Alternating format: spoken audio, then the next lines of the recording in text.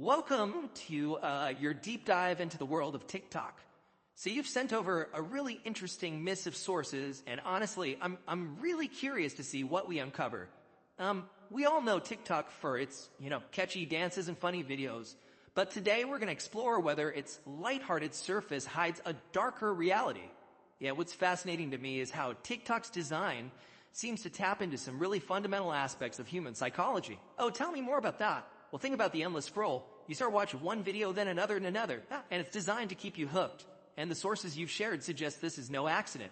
TikTok's algorithm is built around something called variable rewards. Basically, you get a little dopamine hit every time you see a video you like, which keeps you coming back for more. It's similar to what makes slot machines so addictive. So it's not just that TikTok is fun, it's actually engineered to be hard to resist. In fact, and the more you watch, the more data TikTok gathers about your preferences. This allows the algorithm to fine-tune your For You page, serving up content that's increasingly tailored to your interests. It's a cycle that can be very hard to break. That makes a lot of sense. But beyond just being time-consuming, what are the potential consequences of this constant engagement?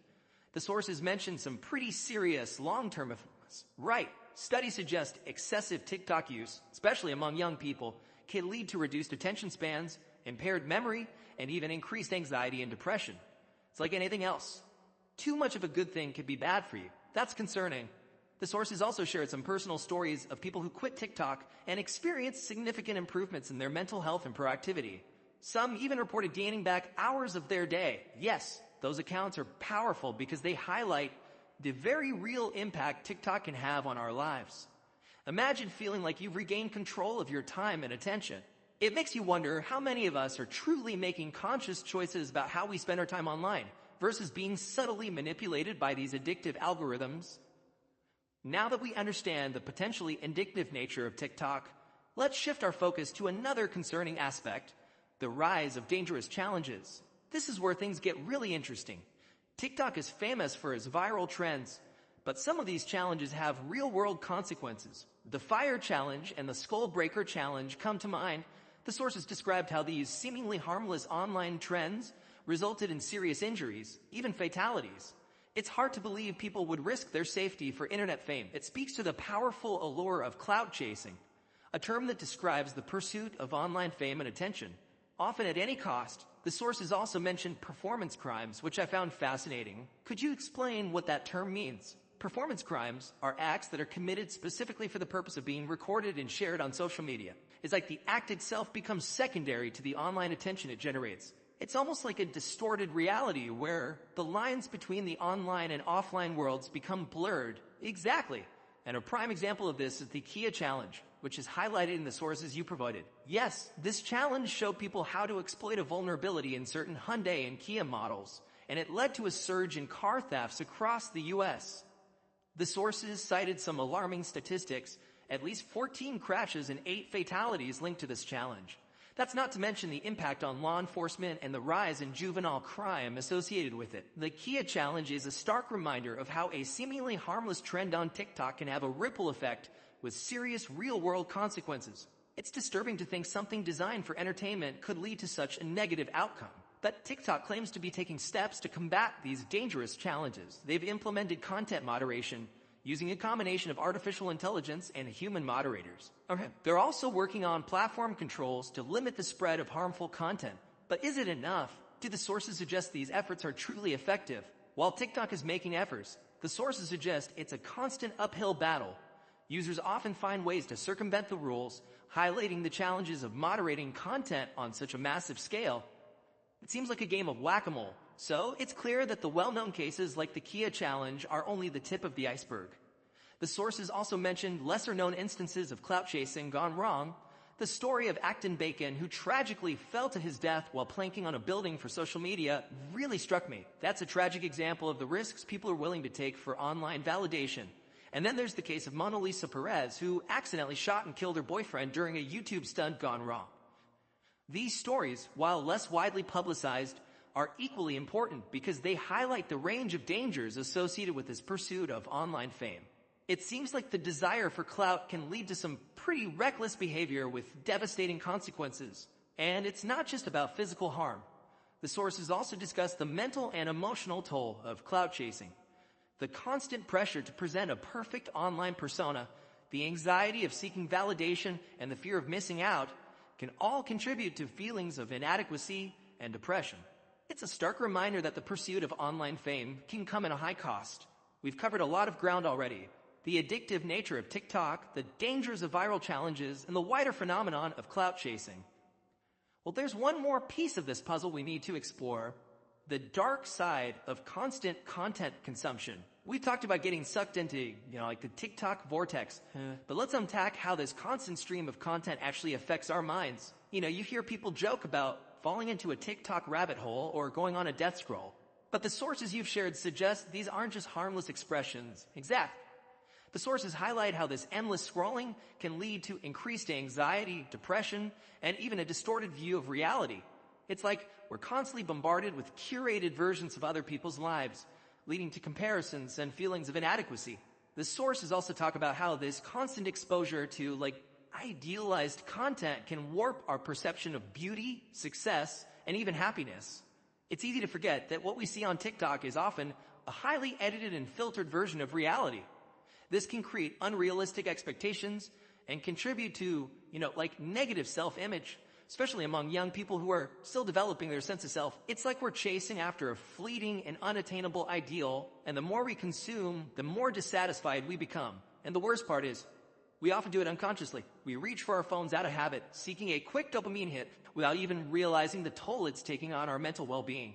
It's a form of escapism that can ultimately make us feel more disconnected from ourselves and the world around us. So we've talked about the psychological impact of the content itself, but the sources also raise serious concerns about data privacy on TikTok. Could you elaborate on that? TikTok has faced a lot of scrutiny over how it collects and uses user information. It gathers an enormous amount of data, from your viewing habits and interactions to your location and even keystrokes. This data is used to create detailed profiles, which are then used for targeted advertising and content recommendations. That's pretty unsettling. It's like they're building a complete picture of who we are and what we do online. It makes you wonder how secure this data really is and who has access to it. That's a valid concern. The sources you provided highlight ongoing debates about TikTok's data privacy practices. Critics argue that the app's data collection is excessive and that the company hasn't been transparent enough about how this information is used and with whom it's shared. And there are additional concerns about TikTok's potential impact on youth development, right? Absolutely. The app's addictive nature and the constant exposure to curated content can have a significant influence on young minds, especially those who are still developing their critical thinking skills and sense of identity. The sources mention how the sheer amount of time young people spend on TikTok can displace essential activities like sleep, face-to-face interactions, and academic pursuits. It's like their real lives are being overshadowed by this virtual world. And let's not forget the pressure to conform to certain trends and beauty standards that are often unrealistic and harmful. This can have a negative impact on self-esteem and body image, particularly among adolescents who are already navigating a complex social landscape. TikTok has implemented parental controls and time management tools, but the sources suggest their effectiveness is questionable. It seems like these measures haven't really addressed the core issue, which is the platform's inherently addictive design. It's like putting a Band-Aid on a broken leg. While these tools may offer a sense of control, they don't tackle the root of the problem. The sources suggest that until TikTok addresses its addictive algorithms and content moderation practices, these tools may feel more like symbolic gestures than effective solutions. It seems like there's a growing movement calling for more accountability from TikTok. The sources mention lawsuits filed by individuals, school districts, and even attorneys general, all seeking to hold the platform responsible for its alleged role in contributing to a national mental health crisis. These legal challenges reflect a growing concern about the potential negative impacts of social media on society, especially among young people. It's a complex issue with no easy answers, but the lawsuits highlight the need for a broader conversation about the responsibilities of tech companies and the ethical implications of their products. So with all these concerns, is TikTok inherently bad? Should we all just delete it and never look back? That's the million-dollar question, isn't it? Like any tool, TikTok has the potential for both good and bad. It can be a source of entertainment, creativity, and even education. Some sources even suggest that quitting TikTok can lead to reduced anxiety and depression, improved self-esteem, and better sleep. It seems like taking a break or even quitting altogether can be beneficial for some. It makes you wonder if we've become too dependent on these platforms for entertainment, connection, and even our sense of self. Maybe stepping away from the constant stimulation and curated content can help us reconnect with ourselves and the world around us. It's about finding a balance. How do we harness the benefits of technology without falling prey to its potential harms? How do we stay connected without becoming isolated? How do we express ourselves authentically without feeling pressured to conform? These are questions we all need to grapple with as we navigate the ever-evolving landscape of social media. We've explored the, dark side of TikTok, from addictive algorithms and dangerous challenges to data privacy concerns and the impact on mental well-being. It's a lot to process. It is. And it's important to remember that we're not just talking about TikTok here. These issues are prevalent across social media platforms. It's the nature of our, digital landscape. That's a good point. So where do we go from here? Knowing what we know now, how do we navigate this digital world in a way that's healthy and empowering? The sources you provided offer some pretty practical strategies for managing our relationship with social media. It starts with awareness, recognizing the signs of, zombie scrolling, and understanding its negative effects is crucial. I've definitely caught myself mindlessly scrolling through TikTok for way longer than I intended. It's like a trance. Exactly. And once we're aware of the problem, we can start implementing strategies to, break the cycle. The sources mentioned setting time limits for social media use, practicing mindful consumption, and engaging in alternative activities that bring us joy and fulfillment. So instead of reaching for my phone out of habit, maybe I pick up a book, go for a walk, or call a friend. Basically anything that helps me reconnect with myself and the real world. Precisely. It's also crucial to create boundaries between our online and offline lives.